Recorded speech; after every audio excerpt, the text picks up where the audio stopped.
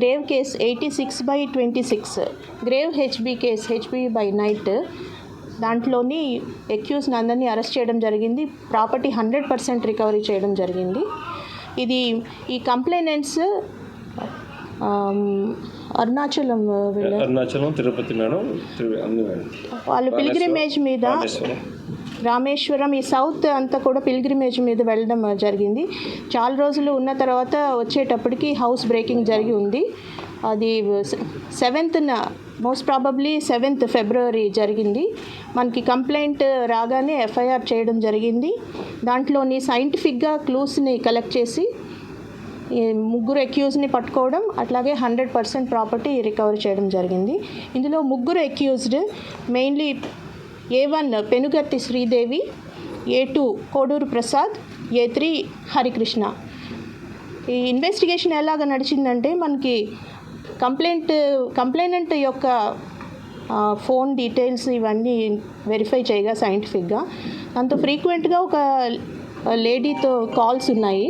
ఆ లేడీ ఎవరని మనకి కొంచెం సస్పిషన్ వచ్చి డీటెయిల్స్ తీసాము.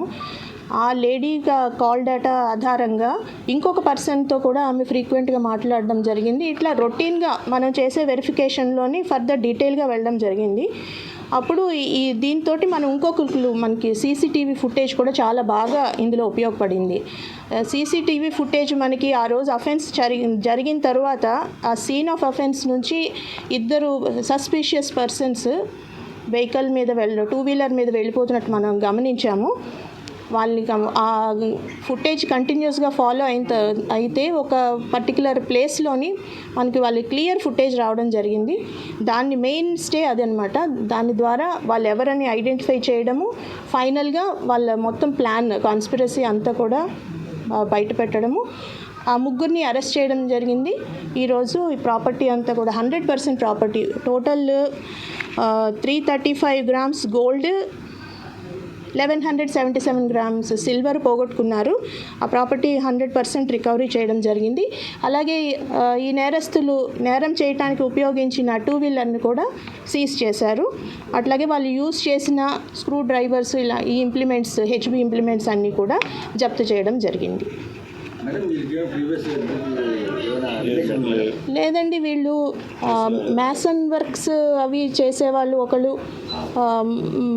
కన్స్ట్రక్షన్ వర్క్లో ఇన్వాల్వ్ అయిన వాళ్ళే వీళ్ళిద్దరూ. ప్రీవియస్గా క్రిమినల్ హిస్టరీ అయితే లేదు.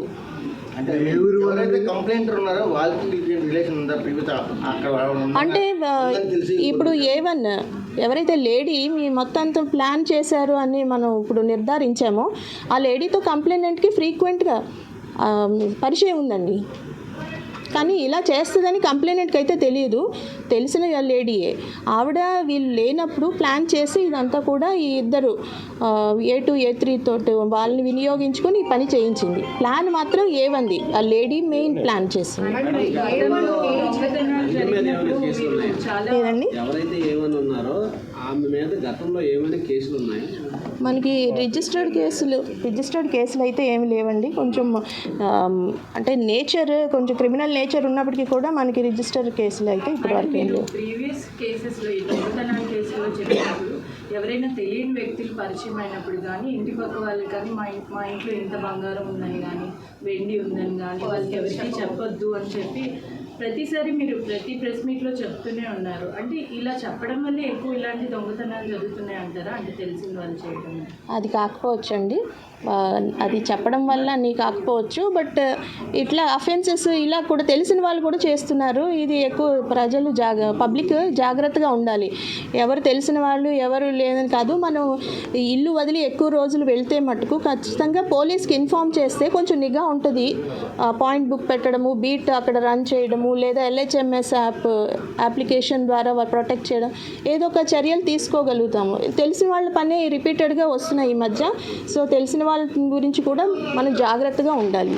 మేడం, A1 శ్రీదేవి ఏజ్ ఎంత మేడం? ఆమె మోటో ఏంటి? ఏమైనా అత్యవసరం వల్ల ఇట్లా చేయాల్సి వచ్చిందా? ఇంతకుముందు ఏం కేసులు లేవంటున్నారు. అండ్ కంప్లైనర్స్ వాళ్ళు అరుణాచలం వెళ్ళి వచ్చి మీకు కంప్లైంట్ ఇచ్చారా, లేకపోతే ముందుగానే ఎవరైనా గుర్తించడం జరిగిందా? వెళ్ళి వచ్చిన తర్వాతే మనకు కంప్లైంట్ వచ్చింది. ఆమె వయసు సుమారు 32 సంవత్సరాలండి. అంటే ఆమె నేచర్ కొంచెం డబ్బులు అవసరం అయితే ఉన్నట్లు తెలుస్తుంది, ఆర్థికంగా కొంచెం అవసరాలు ఉన్నట్లు తెలుస్తుంది.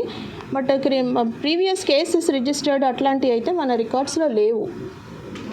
మేడం ప్రీవియస్ ఇప్పుడు హాలిడేస్కి వెళ్తున్నప్పుడు అంటే సమ్మర్ హాలిడేస్ కానీ ఫెస్టివల్ సీజన్లో కానీ పోలీసులు కొన్ని ఇది చెప్తారు, ఏదైనా ఊరు వెళ్ళేటప్పుడు మీరు చెప్పండి, లోకల్ పోలీస్ ఇన్ఫార్మ్ చేయండి. నేటికి ఇప్పుడు మళ్ళీ ఏ విధమైన సమాచారం ఇస్తారు? ఇది సమ్మర్ సీజన్ వస్తుంది, నెక్స్ట్ వెకేషన్స్ ఉన్నాయి, అలాగే ఇప్పుడు కొన్ని తీర్థయాత్రకి వెళ్ళే పరిస్థితి అయితే కనిపిస్తున్నాయి. దీనికి ఏ విధంగా మీరు మెసేజ్ చేస్తారు? అదేనండి, పోలీస్కి ఇన్ఫామ్ చేయమని చెప్తున్నాము. ఆ బీట్ తోటి కవర్ చేయడం, లేదా పాయింట్ బుక్ అక్కడ రన్ చేయడం, లేదా LHMS యాప్ డౌన్లోడ్ చేయించి మా అప్లికేషన్ కూడా ఆ డివైస్ కూడా వాళ్ళ ఇంట్లో పెట్టించడం, ఇలాంటి చర్యలు మేము తీసుకోగలుగుతాం. బేసిక్గా ఏంటంటే పోలీస్కి ఇన్ఫామ్ చేయాలి లాంగ్ యాబ్సెన్స్ ఉంటే మట్టుకు. మేడం ఈ మధ్యకాలంలో మహిళా పోలీసులు కూడా కొంతమంది ఉన్నారు కదా మేడం, కానీ వాళ్ళని రాత్రి గస్తీలకై మనం వాడట్లేదండి. మేడం డే టైంలో కొన్ని ఎంక్వైరీ ఉంటాయి కదా మేడం, వాళ్ళు మనకి మంచి కొన్ని ఎంక్వైరీ చేస్తున్నారు. అవును, ఆ ఎంక్వైరీలోనే ఎవరైనా ఊరు వెళ్ళినట్టు ఆ సమాచారం చేసి సేకరించి పోలీసులకు పెడతారు. అవును, ఖచ్చితంగా అది మీరు ప్రిపేర్ చేస్తున్నారు? చేయొచ్చు. వాళ్ళు కొన్నిటిలో మనకి అసిస్టెన్స్ ఇస్తున్నారు, ఇది కూడా వాళ్ళకి ఇన్ఫర్మేషన్ ఇవ్వడం చేయగలుగుతారు. మ్యామ్ ఎన్ని డేస్లో కేసుని ట్రేస్ అవుట్ చేశాము? 100% రికవరీ అంటున్నారు కదా, ఇందులో technical evidence CCTV footage and also call data అండి, రెండు కూడా మనకి బాగా ఉపయోగపడినాయి. లేకపోతే కంప్లీట్లీ క్లూలెస్ అనుకున్న కేసు ఇది.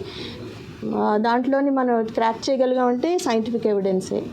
టీం చాలా బాగా చేశారు. మొత్తం 4 టీమ్స్ వర్క్ చేసినాయి. మెయిన్ నార్త్ క్రైమ్ ఇన్స్పెక్టర్ గారు అండ్ పిఎంపాలెం SI గారు and his team excellent work బాగా చేశారు. కంప్లైనెంట్ రిటైర్డ్ ఎలక్ట్రికల్ డిపార్ట్మెంట్ నుంచి రిటైర్ అయిన వారు. HB/night కేసెస్లో పెందుర్తి లిమిట్స్లో జరిగినవి, ఒకటి డిసెంబర్లోని, 2 జనవరి ఫిబ్రవరి నెలల్లో జరిగినాయి ఈ సంవత్సరం. ఈ 3 కేసుల్లో కూడా ఆదిప్రసాద్ అని అలవాటు పడిన నేరస్తుడు, రిపీట్ అఫెండర్ని అరెస్ట్ చేయడం జరిగింది. ప్రాపర్టీ కూడా రికవరీ చేయడం జరిగింది. ఈ 3 కేసులు కూడా పెందుర్తి PSకి సంబంధించినవే. Total 160 grams gold and 700 grams silver ఈరోజు రికవరీ చేసి ఆ ముద్దాయిని అరెస్ట్ చేసి పంపిస్తున్నాము. ఇతనికి ప్రీవియస్గా 17 కేసెస్ ఉన్నాయండి HB/night. ఇప్పుడు 3 కేసెస్లో అరెస్ట్ చేసి పంపిస్తున్నాం. వేరు ఇళ్లలో 3 డిఫరెంట్ కేసులు అండి. ఒకటే నిందితుడు, ఒకటే. ప్రీవియస్గా 15 కేసులు ఉన్నాయి, 17 కేసులు ఉన్నాయి. ఇప్పుడు ఈ 3 కేసుల్లో కూడా అతనే నిందితుడు. వస్తుందండి. మాకు జైల్ మానిటరింగ్ అని జైల్ రిలీజ్ డేటా ఎప్పటికప్పుడు ఇస్తుంటారు. జైల్ మానిటరింగ్ సిస్టమ్ ఉంది మాకు.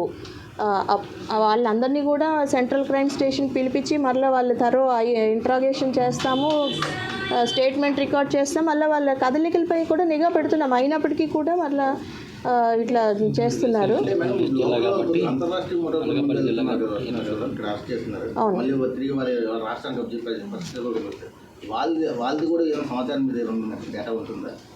వేరే స్టేట్ జైల్స్ రిలీజ్ అయితే మన దగ్గర ఉండవండి. కానీ మనకి డేటా అంత గమనం రావట్లేదు. మనం సపరేట్గా అడిగి తీసుకోవాలి, దానికి కొంచెం టైం పడుతుంది. మన స్టేట్ది అయితే డేటా వస్తుంది. ఆదిప్రసాద్ అఫెండర్ పేరండి. ఏజ్ ఉంటుంది 40 సంవత్సరాలు. ఏం చేస్తున్నారు? పర్టికులర్ ఆక్యుపేషన్ అంటూ లేదండి, అవకాశాన్ని బట్టి దొంగతనాలు చేస్తున్నారు. దొంగతనాలు చేసి జైలుకి వెళ్ళడం, మళ్ళీ రావడం, మళ్ళీ దొంగతనాలు చేయడం, ఇలా వీళ్ళకి అలవాటుగా మారిపోతుంది. అయితే ఇలాంటి వాళ్ళు, ఇలా దొంగతనాలు చేసే వాళ్ళకి ఇంకొంచెం కఠినమైన శిక్షలు ఉంటే బాగుంటుందని ప్రజలు అనుకుంటున్నారు ప్రస్తుతం అయితే. ఎందుకంటే ఫ్రీక్వెంట్గా ప్రతిరోజు ఏదో ఒక ఇంట్లో దొంగతనం జరుగుతూనే ఉంది. దానికి ఎలాంటి శిక్షలు ఉండబోతున్నాయి అంటే కొంచెం కఠినతరమైన, అంటే రిపీటెడ్గా ఇంకా ఎక్కువ మితిమీరి అఫెన్సెస్ చేసినప్పుడు PD యాక్ట్ ఇలాంటి చట్టాలు కూడా ఇన్వోక్ చేసి పెడతామండి. వీళ్ళు ఇప్పటికే చాలా కేసుల్లో ఉన్నారు. గ్రాడ్యువల్గా వీళ్ళు గమనించి వీళ్ళని PD యాక్ట్ కూడా ఇన్వోక్ చేయడం.